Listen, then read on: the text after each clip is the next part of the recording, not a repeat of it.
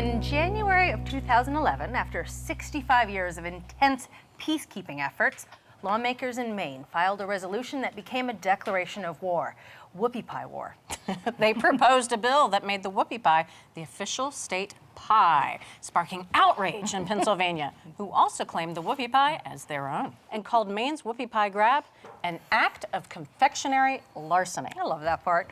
Now, the president of Maine's Whoopie Pie Association said, "I'm sorry we've upset the whole state of Pennsylvania. The Maine Whoopie Pie Association is really a very peaceful group, and we mean no harm." Though it might all sound a little bit silly, well, whoopie pie is really worth fighting for. And today we're going to show you how to claim your own version of the whoopie pie. So let's start at the very outside, those two big cookie cake pie things. Yeah, are they cookie cakes or pies? Who knows? It's a cookie cake pie. It's a cookie cake pie. We have 2 cups of all-purpose flour.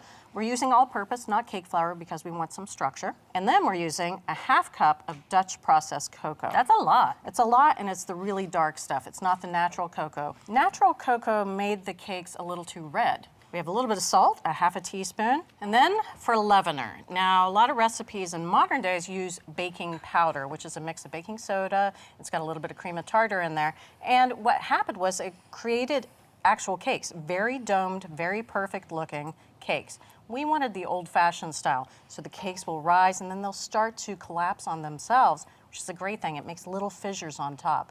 And this is 1 teaspoon of baking soda, so not baking powder, just baking soda. Go ahead and whisk this together. Now that's the only chocolate product I see out here was the cocoa. So is that the sole flavor of chocolate in this whole cake? It absolutely is. Every time that we tried to add real chocolate to the mix, it made them too fudgy and too moist.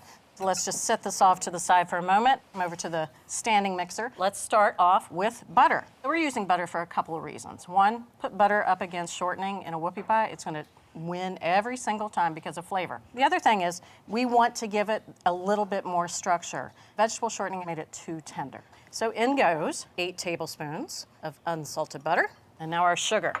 Now for our sugar product, we're not using granulated sugar, we're using light brown sugar. This is a cup. This is going to give it some depth of flavor. And now we're going to let this go just on medium speed. We want that butter and sugar mixture to get really light and fluffy. That's going to take about 4 minutes. Our sugar has started to dissolve. It's all nice and fluffy. We're going to add 1 large egg, which is going to give us some structure. We'll just beat that until it's incorporated. And as you know, when you add the egg, you always have to scrape down the sides as well, just to make sure it's all incorporated. And get that little divot in the bottom. What's up with that divot? Everything hides in the divot. Jimmy Hoffa's in the divot. That looks good. So now a teaspoon of vanilla extract, which kind of is the law. You always have to add it to every dessert. But it always tastes good with chocolate. It helps really bring out some of the chocolate flavor, I think. It sure does.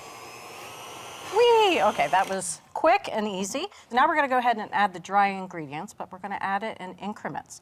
We're going to add some of the dry along with our liquid. The old back and forth method. The old back and forth method. Dry, wet, Exactly. dry. Because if you added all of one, you could end up with dough clumps. Or if you added all of the liquid, sometimes you'll end up with this mixture that never quite gets mixed together.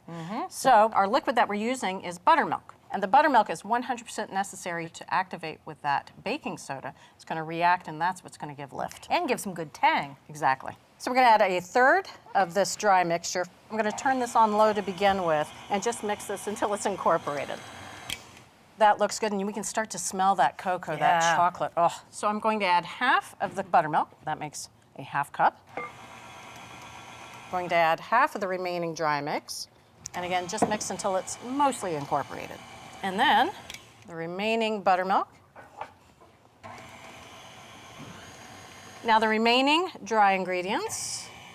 And that's really all I want to do at this point. I'm going to finish stirring this by hand. We want these cakes to kind of balloon up and then collapse. If they have too much structure, they won't collapse and they won't form those nice little cracks on top. You're really being very careful not to overmix this. Absolutely. You just want to get it to the point where you stop seeing those streaks. So minimal stirring with this. That's right. Maximal eating. What I have here is 2 rimmed baking sheets lined with parchment paper. You really need to bake these on 2 sheets because these are big, only 6 per sheet. You can use a 1/3 cup measuring cup, which is fine, or you can use a number 12 disher. And you want to spread these about 3 inches apart. Now these are going to go into a 350-degree oven. They're going to bake for about 15 to 18 minutes. During that time, I want to switch the pans and rotate them as well.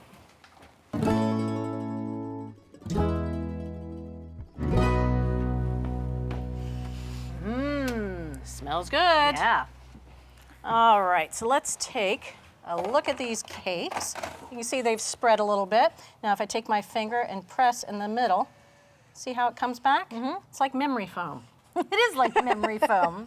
We're gonna let these cool completely before we fill them with our frosting filling mixture. And they need to be cooled, otherwise they would start to melt the filling. For the filling, it's kind of in between a frosting and a filling. Now, a lot of recipes use marshmallow fluff. That's what we're going to use too. But again, a lot of recipes started with shortening. Instead, we're subbing out butter, one for flavor. But two, we found a lot of the fillings were just too runny. And butter, once it's in the fridge, is going to re-solidify. And we're going to get a really nice, firm filling. So we've got 12 tablespoons of unsalted butter, softened, and confectioner sugar. This is 1 1/4 cup. Of course, that cornstarch that's mixed in with the confectioner sugar is going to help to thicken the mixture as well. We're going to start this on low, and we're going to let this go on medium until it's really nice and fluffy. That's going to take about 2 minutes. That butter and sugar is looking nice and fluffy. Looks delicious. So I'm going to add vanilla. This is 1 1/2 teaspoons of vanilla extract and 1/8 of a teaspoon of salt. We'll let this go just another 30 seconds or so to beat in that vanilla. All right, there we go. It's all incorporated. Now, my favorite ingredient. I have to do it. 2 1/2 cups of marshmallow fluff. One thing to know is when you beat fluff, every time you beat it, it actually starts to deflate. So that's why we beat the butter first along with the confectioner sugar, and we're adding the fluff now. And we're gonna beat this again on medium speed for just 2 minutes.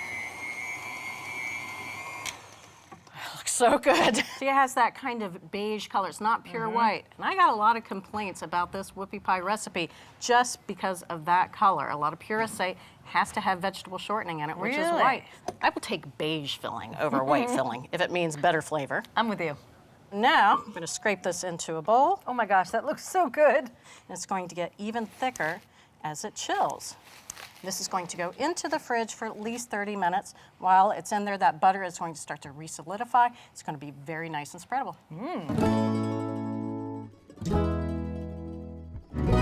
All right, the finale. I'm ready for my whoopie. Give me whoopie or give me death. I'm not going to give you death. Good.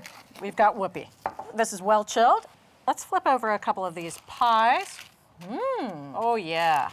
You can see they really are cakey. We're only going to fill 2 whoopie pies now. Just one for you and me. Later on, we'll come back, we'll fill the rest, and we'll eat those later. Back to my 3rd cup scoop. That much filling? Oh yeah. Oh, bring it. We're going to go ahead and scoop on 2 of these. Oh yeah. And then I'm going to have you do one. All right. Just go ahead and top and press. I'm gonna swirl and press. Ooh, I like your method. I just want to be fancy. And it looks great if that filling starts to peek out the sides. And see what I mean? They're not sticky, they're not fudgy, they're not messy at all. They're tiny little whoopie pies. No, sometimes when you get them, the cake comes off on your fingers, but this doesn't do that. All right, here goes.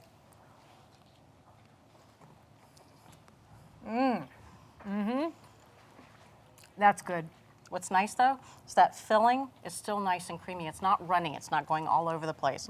It's also not too sweet. There really wasn't much sugar in that cake, so the cake is pretty savory, but the filling is where all the sweetness is. It's hard to believe people fight over something this delicious. You know what I mean? What else would you fight over? Love and whoopie pies, right? Well, there's enough whoopie pie here for everybody. I agree. So to make a real whoopie pie, start with a simple cake batter flavored with Dutch processed cocoa and buttermilk, and portion it into small individual cakes on a baking sheet so that they're domed on top but flat on the bottom. To make the filling, combine marshmallow fluff with some butter and confectioner sugar and let it chill in the refrigerator until firm. Then you simply put the 2 together, and there you have it. From Cook's Country, the last word on how to make an authentic whoopie pie. You can get this recipe, all the recipes from this season, along with our tastings, testings, and select episodes at our website, cookscountry.com. All wars should end so sweetly. Right? Thanks for watching Cook's Country from America's Test Kitchen. So what'd you think? Leave a comment and let us know which recipes you're excited to make, or just say hi. Now you can find links to today's recipes and reviews in the video description. And don't forget to subscribe to our channel. See you later. Alligator.